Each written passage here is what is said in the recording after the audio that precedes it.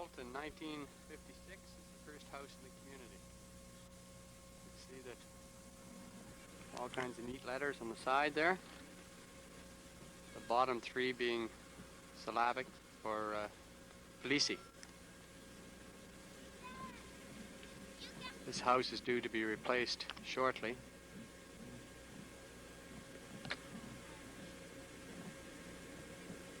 The little window there is where we put in ice to supplement our water, plus the water delivery man comes with his hose and fills up immediately inside that little window. This big box here, as you can see, is where they haul our ice, glacier ice from the glacier out here in the bay, and it supplements our water. As I said, we only get 40 liters per person per day, and shortly it'll be going down to 15 liters per person per day. So as you can see, to do any extra showering or bathing, you would have to throw in some glacier ice to supplement it. Down below, down by the office, taking another angle of the house.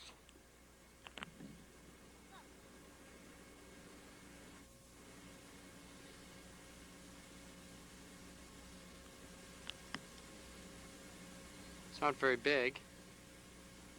It's more like a cottage than anything else. Cottage on the beach. Only problem is the beach is frozen 11 months of the year. Up or beyond is the co-op building. It's a new building. It's just constructed this past year. You can see it up on the side hill there. The left portion is the manager's residence. The post office in the bottom and the manager's residence at the top. The long portion here that you see is the store itself. The little trailer in front is the NCPC transient quarters. Any mechanics or what have you for the generators that come into town stay there. There is the nursing station, such as it is. The left portion, you can just barely see the big window there. That's the residence. There's a nurse and her husband and child live there, very small. This portion here is the nursing station itself. And we'll just sort of take a little picture of town here. As you can see, we're sort of on a beach here. There's the mountains, they're about 2,000 feet high. Very beautiful up there. Nice skidooing. It's a glacier up top, or an ice cap, whichever you like to call it. You can see it's the mountains sort of follow the contour of the shoreline. Down in there is the community itself. We're located up at one end, just as you come into town from the airport, or into town. There's only a quarter mile of road, half a mile at the most. That's the settlement office. That's the teacher's residence up on the hill. Those are the storage tanks for the fuel for the generators. It's the NCPC plant with the generators. That's our water tank, which contains our year's supply of water. We're going to have right next to it a newly constructed water tank this year, which will enable us to have sufficient supply that we won't have to be rationed or supplemented with glacier ice. There's the school. You can see the end of it.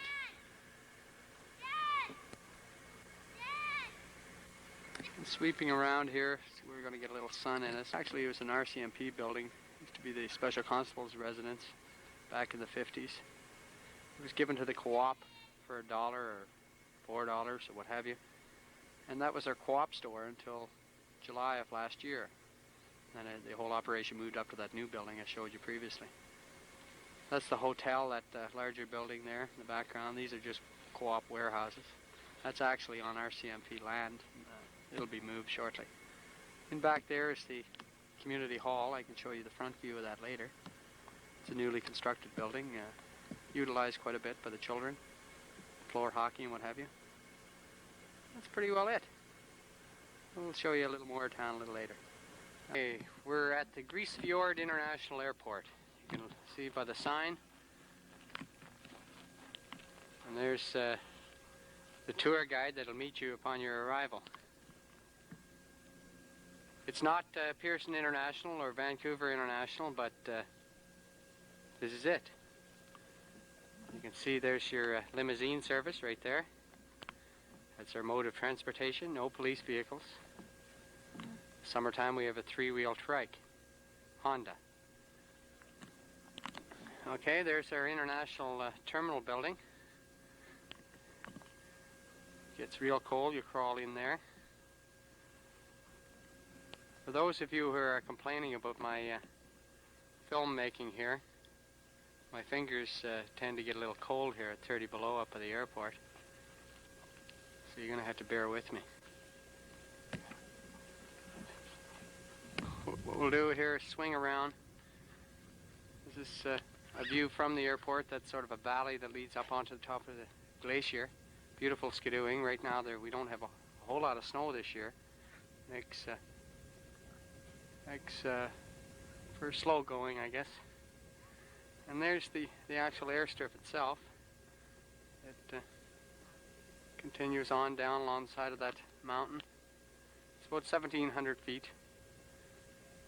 You can't afford too many missed approaches here. And if you do, you make an immediate left. And there's the reason why. A hill called the Greenlander. It's quite high, and Greenlandic person that used to climb it all the time, or sometimes it's called Kadlunak Hill or Mountain. Now, I'm standing at the community end of the airstrip. This is how the aircraft will come in. In fact, I'll spin around here a little bit. You can see the mountains all around us here. I don't want to get this directly into the sun, but there's the approach. The aircraft will come in almost straight ahead from the water, which is out to the right there, or ice at this time of year and the other 10 months. They'll almost come straight at that mountain and then a sharp left and come in, and this is how they will approach, just as you're looking here now. And they'll touch down just about where I'm standing. Now we're going to go around again, and there's the end of the strip.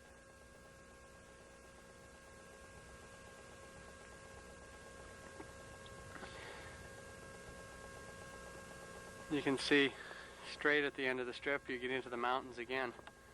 So they touch down just about where I'm standing, and they take off from where the skidoo is down at the far end, coming towards me.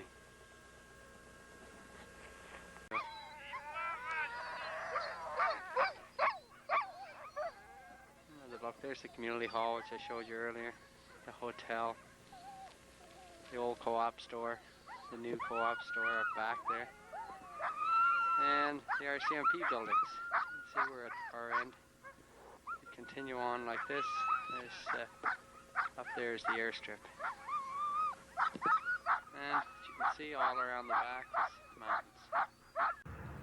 And here in the background is the weekly plane is coming in. In fact, if I swing around here, I'll be able to get it on approach.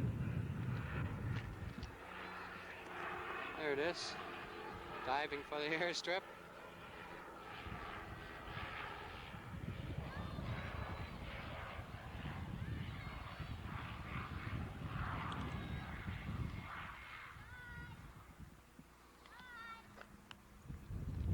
And there's the school right in there. And there's the school. Umimak means muskox.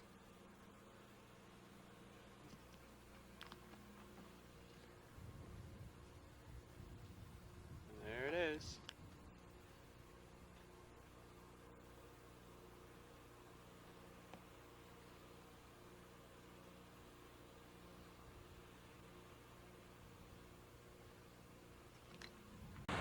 Just up the hill there is the airstrip.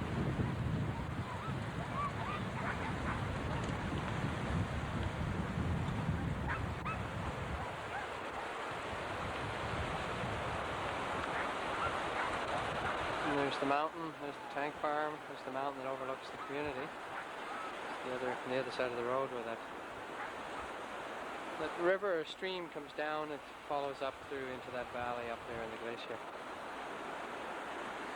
And there's our house. Right up in there. There's the house.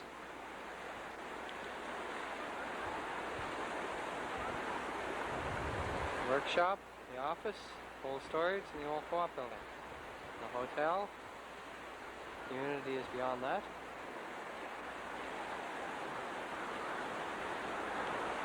The specials house, my little gym. The co-op store.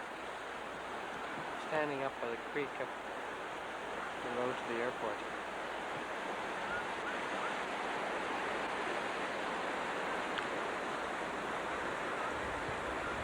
There's Broom Point. Now we're back out to Jones Sound again. Okay, what these adventurous people are going to attempt is to climb that mountain, which is called the Greenlander or Kadlunak Hill, before you. We're going to venture up to the airport, across that bit of a valley, and scale the side of it up to the top. And there you see the Inukchuks at the very top. We'll take a picture of that later. Here we are on top of the Greenlander, just outside of Grise Fiord. Buddy even made it to the top, as you can see. He's a little thirsty. Behind him are the Inukchuks. And if you look between these two Inukchuks, you can see Grise Fiord. I'll zoom in, let you see the houses in the background. Quite a spectacular sight.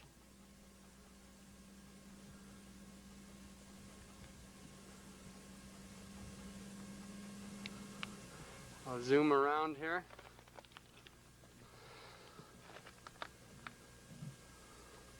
There's the ice cap over on the other mountain, which is directly behind the settlement. There's the valley going up to the back end of the glacier.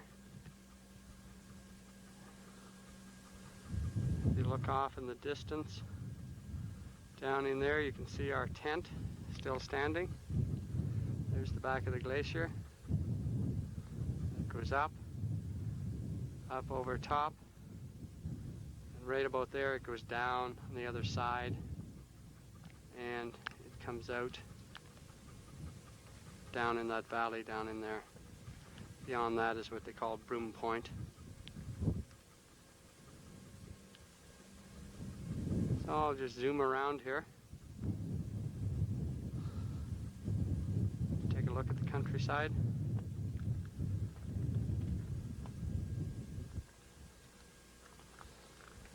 What you call being on top of the world. See more Inukchuks here and right before you. That peak over there, it's listed on the map, is 2,650 feet high. So we're close to that here. It's above sea level.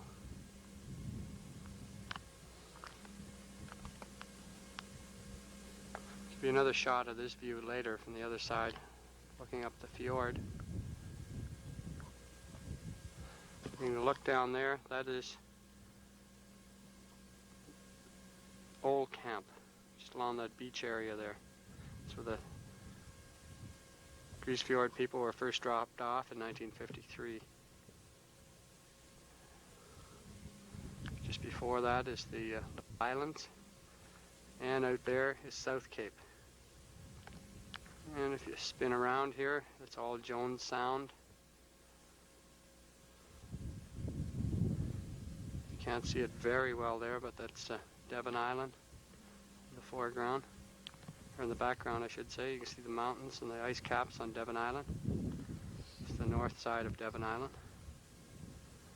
You keep going around, you end up back at Broom Point. There's the valley. There's another little point, the beach area right into Grise Fiord. Relaxing. This is my favorite spot. Beautiful for picture taking. See the two Inukchuks. In between you can see the settlement of Grise Fiord. If I come in a little closer, you can see beautiful view. The first buildings there are the RCMP built 1, 2, 3 on the beach. The one white one Directly behind them is my house, the Special Constable's house behind that, and the nursing station behind that. Up on the hill, the far left, is the co-op building. The pond in the middle of town, and then the other residence is just off in the background.